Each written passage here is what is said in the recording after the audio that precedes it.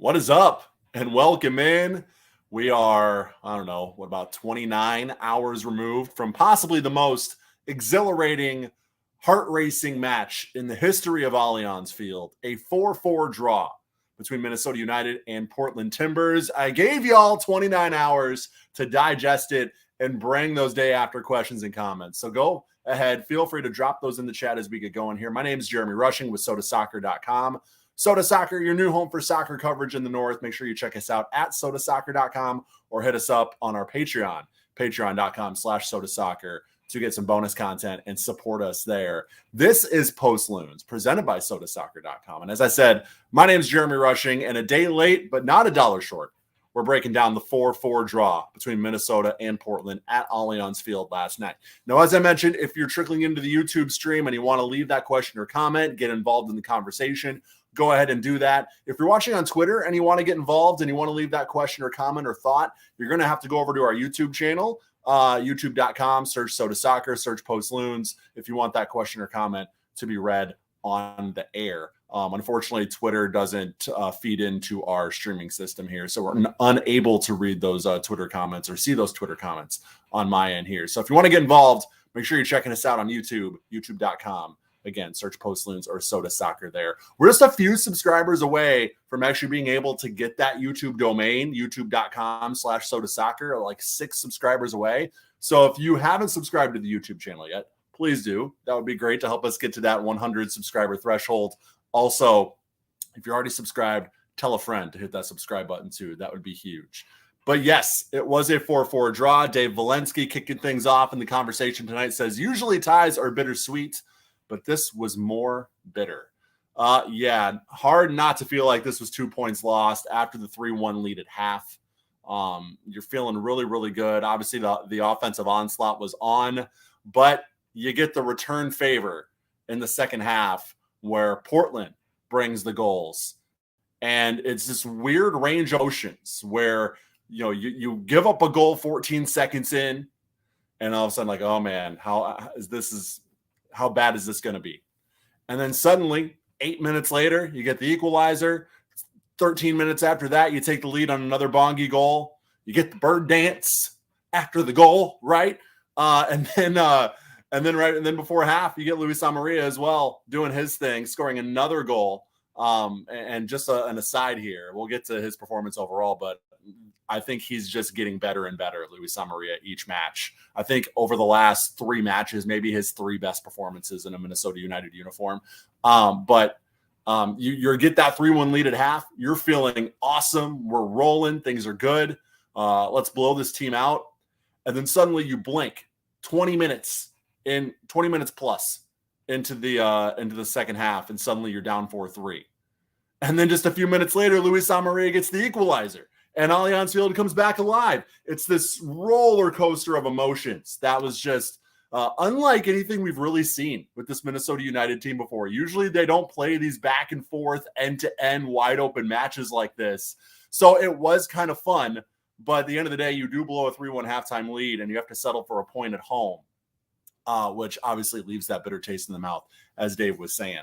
If you're like Dave, though, and you want to get involved in the conversation, leave those questions and comments as I get into my 3 things, my 3 big takeaways from the match yesterday. Now, I was not able to watch the match live, which is why we didn't do a live Post Loons immediately following the match. I was at a wedding, but I did rewatch the match today, took my notes as I normally do. I even live tweeted a little bit on Twitter if you want to follow me at Jeremy G. Rushing, kind of a few of my thoughts as well. So that's why we're doing it a day late. But yes, you are getting the full Post Loons experience for sure. My first thing, and we're going to go kind of positive, negative in between with these 3 things. So first, let's start with the positive. Continuity is really breeding success among this front 4. We saw this on a much smaller scale at the end of last season when it was Adrian Hunou up top and then Fragapane, Reynoso, and Lod around him. At the end of the season, it seemed like those four were really starting to click and actually, get some multi-goal matches in there. But this is that success on a totally different level. Fragapane, Amarilla, Hlongwane, and Reynoso, all 4 are just playing at an exceptional level right now. One of the best front lines in MLS currently. I'm saying that right now. I'm going to say top 5 front line in MLS right now in terms of form are Minnesota United, this front line right now.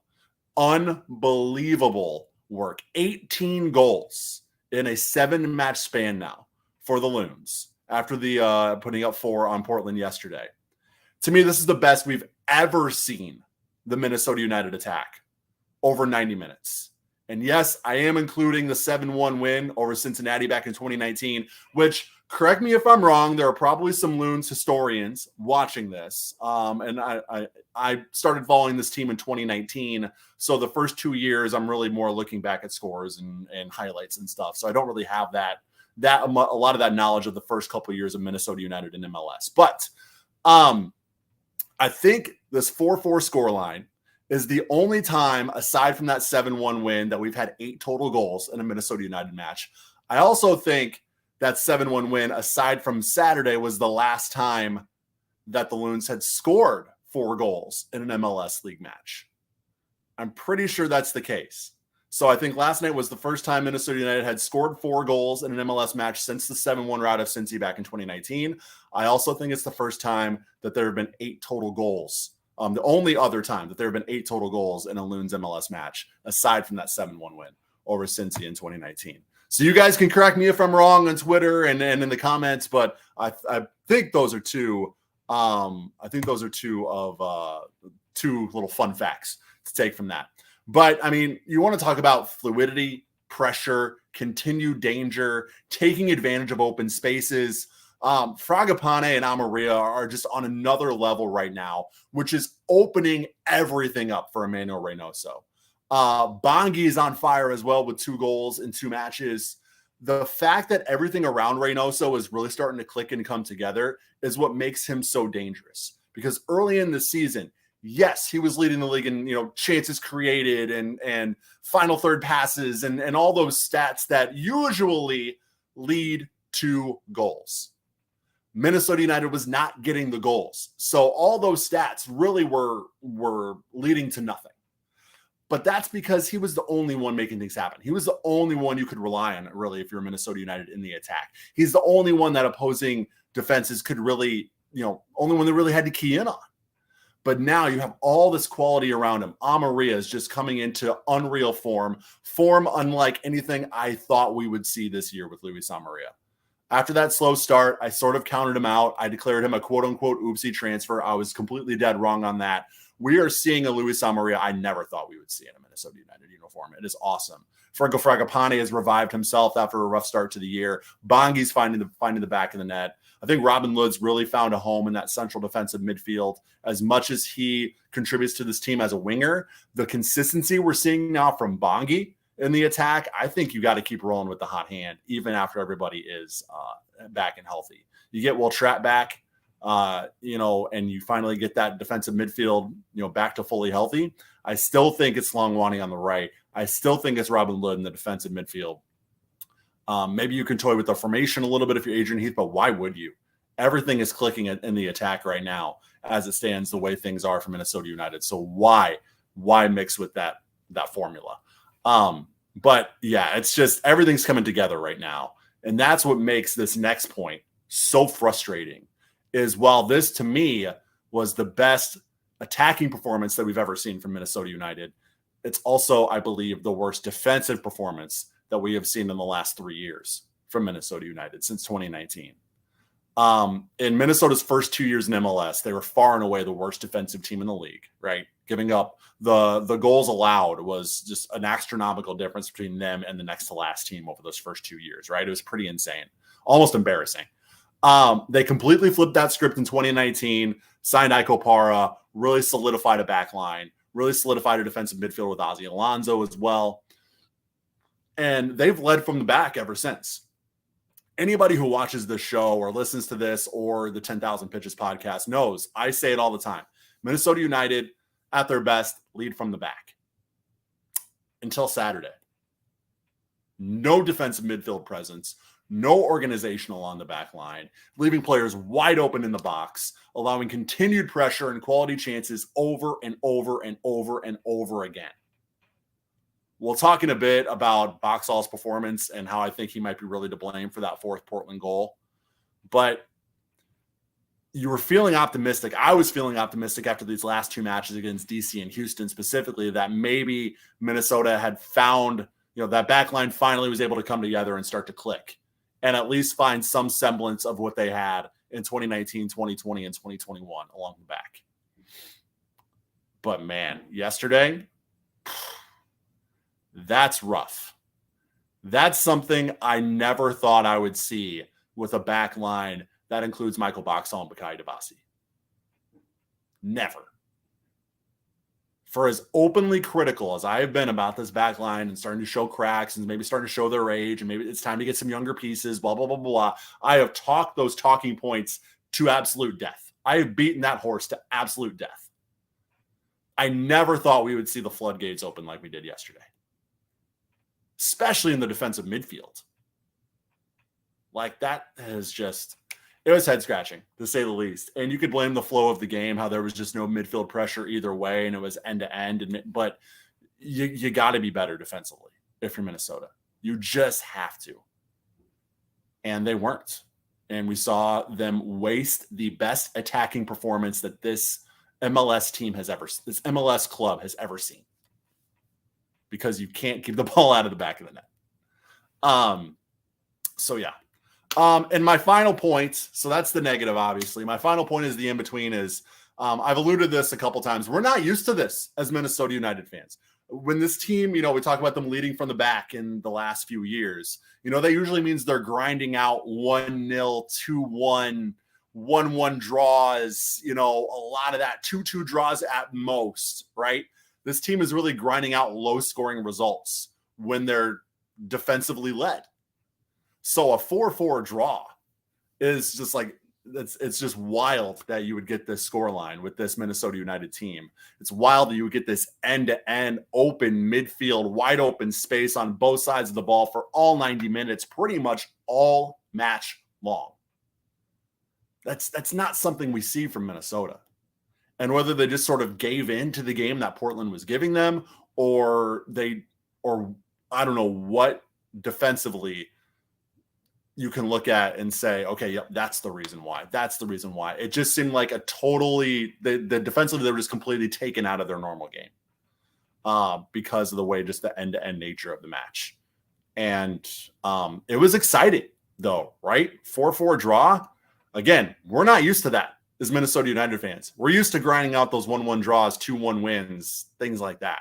So while it's exciting, it's hard not to view it as 2 points lost for Minnesota in this one. Dave says, still need help in the defensive backfield.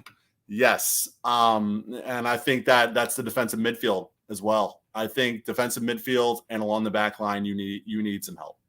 I think you need a new quality number 6 or number 8, wherever you view Kervin Arriaga at in that defensive midfield. I think you got to look for somebody to fill in that other spot. And somebody who's experienced, somebody who's young and experienced, maybe might be a bit of an oxymoron, but somebody who can, play that position well and play it for a long time for Minnesota. The Ozzy Alonso signing was great, but Dominic Jose Bazonio said on the 10,000 Pitches podcast a few weeks ago, you got him at the tail end of his career. You got to find somebody who can get that kind of production for a longer period of time. So that's kind of where I'm at with where Minnesota needs to add. I still think it's the defensive backfield. Defensive midfield. I still think it's centrally along the back line. I like what Kamar Lawrence and DJ Taylor gave, although neither of them, they objectively did not play well on Saturday either. I still feel comfortable with them moving forward as kind of your fullbacks. I want to see maybe the center back pairing change a little bit. I want to see defensive midfield. I want to see that change a little bit because you can't have what happened yesterday. It's simply unacceptable from a Minnesota United fan perspective to look at that and say, yep, this is the defense. This is the Loons defense. This is what they're going to give us. No, that's not. And I think I don't think it's necessarily a one-off or a fluke either. I think it's sort of been coming a little bit that, there have been matches where there have been leaks. serious leaks, defensive miscues directly leading to goals, failed clearances, leaving players open in the box from time to time. Like, we've seen glimpses of this, and we've seen this lack of organization in spurts in the early portion of the season. But it just all came to a head on Saturday, and the floodgates completely opened in a way that I was not expecting. So I think that's the most disappointing part. Minnesota United scores 4 goals. They should be winning that match by at least 2. That's how it should go. The way what Minnesota United has showed us as an organization over these last 3+ years, they score 4 goals, they're at least doubling up the opponent. They're not giving up for themselves, even if it is Portland. It's head scratching, and that's what makes it all the more frustrating. All right. So while you guys are leaving more of those questions and comments, I want to hear your takes on the match. I want to hear your thoughts. If you got any questions for me, feel free to drop them.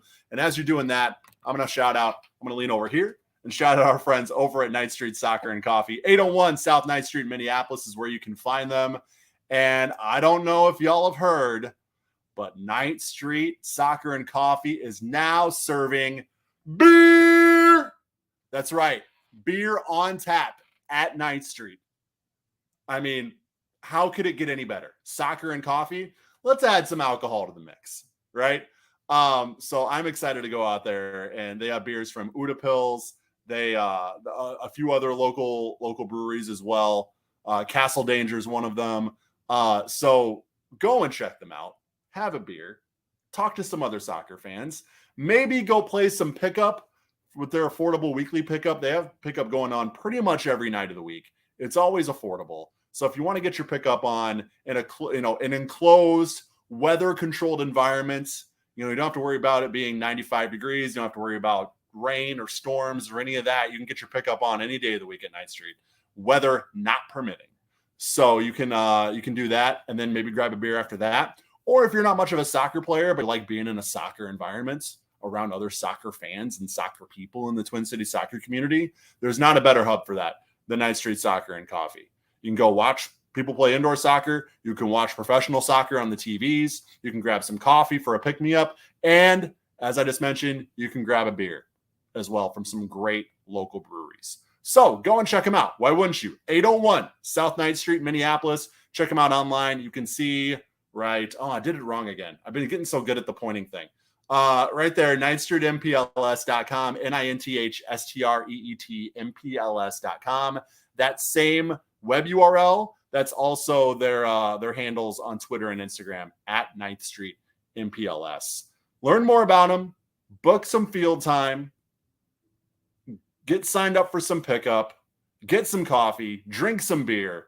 It's all possible, courtesy of our friends 9th Street Soccer and Coffee. 801 South 9th Street, Minneapolis, or online, 9thstreetmpls.com. Huge thanks to Derek and the team at 9th Street for helping us out and supporting us here with sotasoccer.com and Post Loons. So now it's time to get into the many match moments. I was taking notes during this match, and I had to stop. It was a good thing I was watching it after the fact, because I had to pause probably 4 or 5 times to catch up on what was happening as I was typing my game notes, because I have like 3 pages of game notes here. Now, I'm not going to go through all 3 pages. I promise you. We will pick and choose some of the most notable ones. And obviously, it starts in the first minute, 14 seconds in, directly off the opening kick. Portland gets the opener by just carving up an obviously not ready yet Loons defense. I mean, this was what set the tone defensively for the entire match for Minnesota. It was a long ball, literally right off the kick. It was the second touch of the match, was this long ball. And then 3 pinball passes. It was Niazgoda. And then it ends up with Blanco. He's in on goal, one-on-one with St. Clair, buries it past him. Nothing DSC could do on that one. And suddenly you blink. I mean, John Champion wasn't even done with his little opening monologue yet, right? I mean, every broadcaster does that. They go through the little spiel right off the opening kick. Champion, that was interrupted by this goal. That's how quickly this was, 14 seconds in, and all of a sudden you blink, and you're down 1-0 if you're Minnesota. Now, I saw this. I was driving to the wedding because it was a little bit further away, so I didn't actually get to turn on the broadcast like the 7th or 8th minute. So I did get to watch actually the first half live while I was getting ready at the hotel. But I saw this, I saw my Foot Mob app go off down 1-0 in the first minute. And while I'm like, okay, that sucks. I wasn't completely in, oh crap, this is going to go terrible mode. I wasn't completely bearish on the results of the match, or that determining the results of the match. I thought Minnesota had brought a lot in the attack, enough in the attack recently to say, okay, they can withstand being down 1-0 early. Especially with it being so early. I actually thought that gave Minnesota obviously more time to take care of that and negate that lead. And it did not take them long to do so. In the 9th minute, goal off a brilliant free kick from Reynoso, curls directly across the face of goal. Amaria at the near post flicks it on to a completely unmarked Fragapane at the back post, and the left winger buries the header to draw the hosts level. This was a great drawn up set piece. I don't know if this is Adrian Heath or not, or who helps draw up the set piece plays for Minnesota, but this was well drawn up and the execution was even better. I mean, this is not an easy free kick to go across the face of goal, but not be so close that the keeper's going to come out and catch it. So this is like right across the 6-yard box. And it's a great flick on from Amaria. The flick on is actually the reason probably why the keeper wasn't able to get anything to it. And Fragapane is right there, wide open, unmarked at the back. Boom, header, 1-1. Now we move if you're Minnesota, right? Game on, 1-1. Just a minute later, though, a nervy moment as Debasi whiffs in his attempt to clear a low cross into the box. But luckily, DSC is able to close down the angle, deny the rebound opportunity, and then Lud gets fouled going for the loose ball. Debasi just chunks the clearance attempt there. But 10 minutes later, in the 21st, the Loons take the lead, and this goal had everything you could possibly want in the buildup. Great awareness from Fragapane to take a quick restart on the dead ball.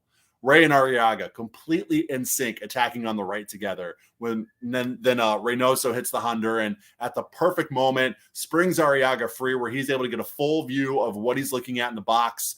Low cross is quality to Fragapane.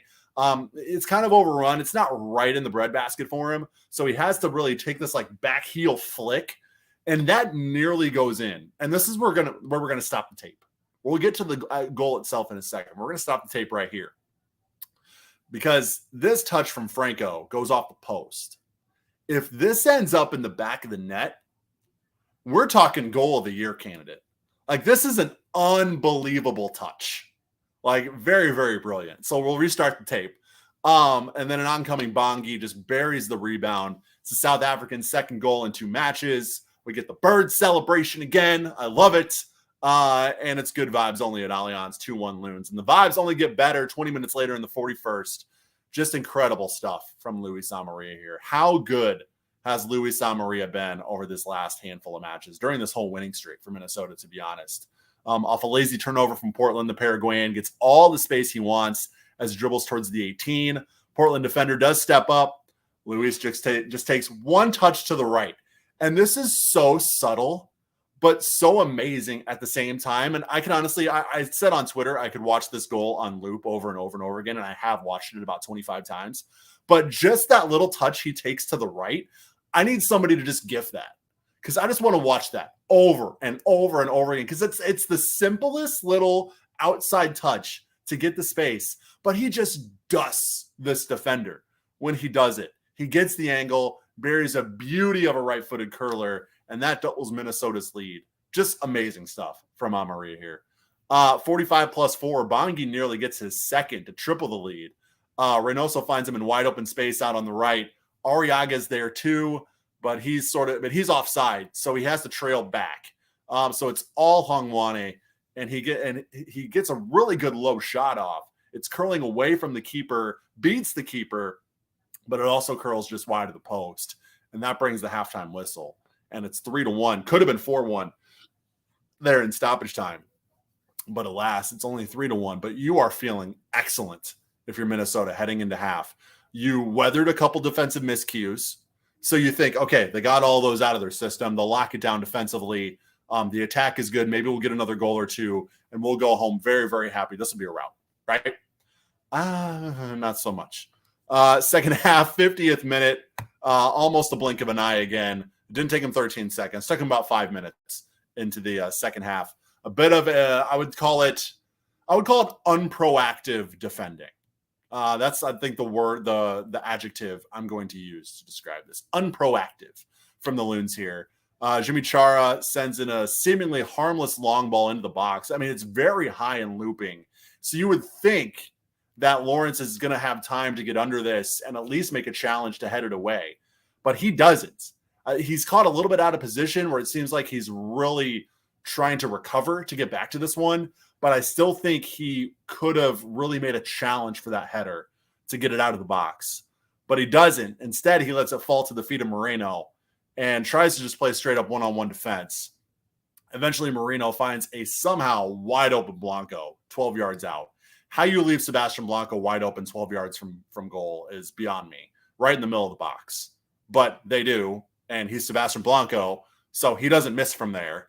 And suddenly it's 3-2, and you're feeling a little nervous, obviously conceding that early in the half. The second half struggles have been very well documented and the second half anxiety has been well earned from a Minnesota United standpoint. So, yeah, the boogeyman's starting to come out from under the bed again here. 53rd minute, that boogeyman's all the way out of the bed now. Another goal. Boxy picks up a yellow after a harsh challenge, and now he'll miss the Colorado match due to accumulation. Off the free kick, Nias-Goda, the team's leading scorer, heads it past St. Clair, and suddenly we're all even. 2 goals in 3 minutes to draw Portland level. This will not be the only Portland goal that starts with a Michael Boxall mistake. We're just going to preface that now. 57th minute, scary moment as Bongi. Now this is going to be this is where the match almost completely came off the rails. I mean, if it wasn't already, 9 cards, 33 fouls. But this is where things really almost completely lost. 57th minute, scary moment as Bongi gets tripped up and his head falls right on a Timbers player's shin. He's down holding the back of his head for a couple minutes. He does shake it off and rise to his feet, and we play on. But literally 10 seconds after this, just as the ball is played back, Bongi's taken down again with an accidental right elbow to the back of the head as he and a Portland player are sort of going up for a header. No whistle. And then as Portland's attacking, Fragapane is taken down hard to no whistle. So the Loons are now 2 men down, and the ref is forced to blow the whistle because it's 11-on-9 now for Portland. Taylor Twellman advocated after this for the concussion sub to be mandatory in MLS, so the Loons wouldn't have to, play a man down or lose one of the regular subs to get Hlongwane the inspection he needs to determine if it's something serious or not. I obviously totally agree with that. I think it's something they're doing in MLS right now where it's available, but it's not mandatory. I think they need to make it mandatory moving forward. And I think starting next year, I'm sure it will be. And within 4 or 5 years, I'm sure it's something that will be in place in nearly every league in the world. So I don't know why it's taking so long, but it seems like it's this trickle approach where it starts in one league and then all of a sudden other leagues over the coming years start to adopt it. But anyways, 61st minute, Bongi taken down again, this time by Chara. Luckily, it's not the head this time. Chara's given a yellow for his efforts. Bongi just having a rough 3 or 4 minute stretch here. But in the 64th, almost a fourth for Minnesota here. DJ Taylor sends a beautiful cross from the right, finds the head of Amaria, dead center in the box. The header's strong, but it's right down the middle, and the keeper has to go down for it, but it is saved. 65th goal, Timbers, a rare miscue from St. Clair, but once again, starts with Michael Boxall. And from my vantage point, this is a very weak clearance. So the ball ends up at Boxall's feet in the box. And yes, there's other Timbers players around him, so he can't exactly, full on, boot this one. But he just sort of taps it out towards the touchline. But there's no Loons players there. So he's tapping this. It's still in play. The only players within, reach of that ball are Timbers players. So why this ball is going in play and not into the 12th row is beyond me. Because then you're begging for that ball to just come right back into the box, right? That's all that clearance really effectively does. And yes, you could say I'm talking in complete hindsight here, and maybe there's an element to it, but you can't just poke a weak clearance to a spot where none of your players are, especially when it's towards the touchline in your defensive third. Like that's not going to end well, and it doesn't end well here. Ends up at the feet of Blanco. It's deflected by Lawrence. He tries to cross one into the box, deflected by Lawrence into the path of the Loons keeper. But Lawrence's clearance is just enough of a redirect that it gets St. Clair a little off balance, probably ruins his focus on the ball, and he's not able to get behind it. And it caroms off of St. Clair into the back of the net. So it's an own goal given to Kamar Lawrence. And all of a sudden, 4-3. And the collapse is complete. But fear not, because who is here to save the day but Luis Amarilla? Reynoso out wide on the right in the 69th, loops a back post cross. Bongi does a great job to win this 50-50 header and head it back across goal to Amarilla, who heads it home. It's his second of the night, an equalizer that absolutely revived the crowd at Allianz Field. I mean, understandably, after blowing a 3-1 lead and going down 4-3, things were pretty quiet in the stadium, at least that's how it sounded on the broadcast. And the crowd erupted when Amarilla gets this equalizer. It must have been awesome to be there live for that moment, to be honest. Even though the result isn't what you wanted, it's those kind of moments, those roller coaster of emotions. And when things actually, when you get that goal to at least get a result, that's a good feeling moment where a match you may not come out of that match feeling 100% great about what happened. But that goal saved Minnesota's point, right? 74th, though, nearly a winner for Portland and Van Rankin. He doesn't get all of a right footer in the box, but it's well placed, curling. It starts outside the goal, and it seems to be curling towards that top corner. St. Clair, though, is able to use all of his vertical, makes an outstretched save to keep things level. Great save from St. Clair there. And then 90th minute. I mean, you're already down Boxall for the next match. You're trying to lock down a result here. And just a reckless, careless late challenge from Reynoso here earns him a yellow card. He was on yellow card accumulation from the last league match he played, which feels like forever ago now. But now he'll miss the Colorado match as well, alongside Boxall. And that's not it. They'll be joined. 3's a crowd, but there will be 3 Loons missing the Colorado match. And the final one added to that list is Mr. Robin Lud, because in 90+4, a tactical foul to shut down a Portland breakout earns him a yellow. And the Finn will now miss the Colorado match on accumulation as well. So now you go on the road to the Rapids. Now, while the Rapids have not been very good this year, you're still going to be at that elevation, and you're going to be missing 3 pretty crucial pieces in Michael Boxall, Amanda Reynoso, and Robin Lud. Be very interesting to see what the team sheet looks like on Saturday for that one. But yeah, pretty bitter taste, as Dave Lenski mentioned earlier in the stream. You get that 3-1 lead at half, go down 4-3. You do get the equalizer to make it 4-4, but all in all, it does feel like 2 points lost for sure. Now, if you're just tuning in and you haven't left a question or comment yet, feel free to do that as sort of we start to bring this home. But before we do that, I'm going to shout out our friends over at Pence Homes. Going to lead over here and talk about Pence Homes. Nate Pence is a huge supporter of Minnesota soccer, big-time Minnesota United fan, big-time supporter of Minneapolis City, Minnesota Aurora. So it's not just the Loons. His support of Minnesota soccer really aligns to what we're trying to do at sotasoccer.com. Yes, we want to cover and support the Loons and Minnesota United because we're passionate about that, but we're also passionate about every other corner of Minnesota soccer, Minnesota Aurora, Minneapolis City included. And Pence Homes, that vision really aligns with their support as well. So we're really happy to have them on board supporting us. But not only are they involved in the local soccer community and supporting the local soccer community, they're a great group of realtors that are helping people buy and sell homes in the St. Paul and Minneapolis area. If you just go to pencehomes.com, which you can see right there, I got the pointing down, pentzhomes.com, and you just scroll, it doesn't take long to find the endless amount of great reviews and testimonials they have on that website. I mean, they do an excellent job. Nate's a great dude. And he has sort of changed the game in realty a little bit by really providing people a super transparent, honest experience. You know what you're going to get when you work with Nate. You know what the value is going to be. You know what's going on in the market. He has the team and the technology to help navigate things and make things as seamless as possible for you and your family as you make a huge transition in your life. Anybody who has moved, especially when you're talking about buying or selling a house or doing both in most cases, it's stressful as hell, right? Well, Nate and his team are there to make it as less stressful as possible. Nobody can take all the stress away from moving and buying and selling a home, but Nate and his team do an excellent job of at least relieving as much of that stress as humanly possible. So make sure you check out Nate and his team. Just go to pencehomes.com, as you can see right there, or you can email Nate directly. You can see his name there, NATE at pencehomes.com. Big thanks to Nate and the team at Pence Homes for supporting us here on the Post Loons postgame show and with sotasoccer.com. So we're going to talk about what's on tap in a minute. I'm going to go through the match stats, which are actually pretty interesting.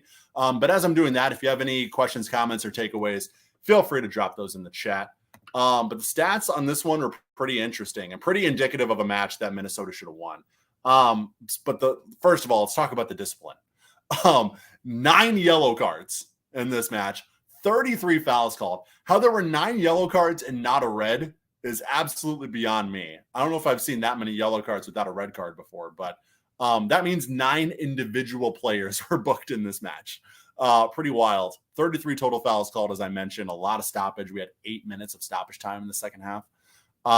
Shots, Portland outshot Minnesota 17-13. Shots on target, Portland had a slight edge, 7-6. 10 of Minnesota's 13 shots came inside the box. So that showed you that they were getting in those goal scoring positions that they wanted to get in. But defensively, I mean, after blocking 8 shots against Houston, only 3 blocks against Portland's 17 shots on Saturday.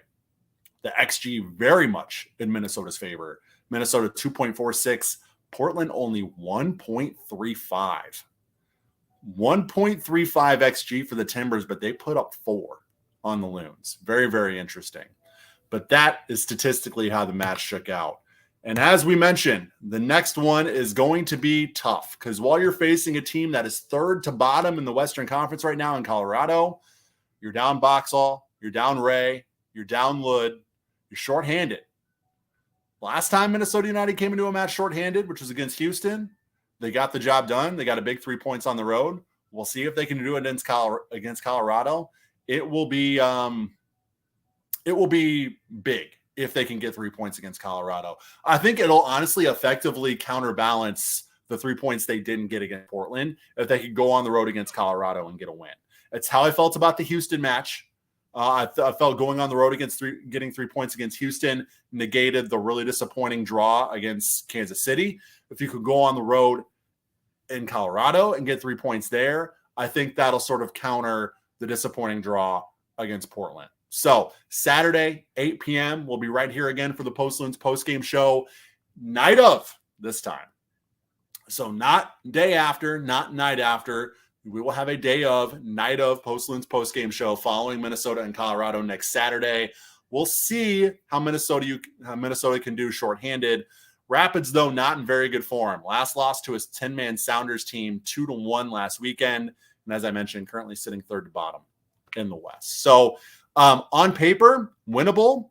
When you look at the pieces that Minnesota is going to be missing for that one, I think you'll take a point, but 3 points would be huge. Because right now, you're back level on points for third in the West with Dallas, 35 points each. And if I actually take a look at the standings right now, MLS Western Conference standings, old Google machine here, let's fire that up. Real Salt Lake is only 1 point back for that. They're in fifth right now. So if you want to hold on to a top 4 spot, getting 3 points against Colorado would really help. Because if you get 1 against Colorado, you may effectively find yourself, if results go well for the other teams in that race, you might find yourself out of a home playoff positioning after that. So, it's an opportunity to sort of negate the really bitter draw that you got yesterday if you can go on the road and find a way to get a win against Colorado. All right, guys, I'm starting to repeat myself pretty heavily here. So I think that's where we're going to cut it off this week for Post Loons. Thank you guys so much for tuning in, for interacting, for watching, for listening. If you're listening on the podcast feed after the fact, I really appreciate it. And we will be back on Saturday after Colorado for another edition of Post Loons. Till then, have a great week, guys. See you next time.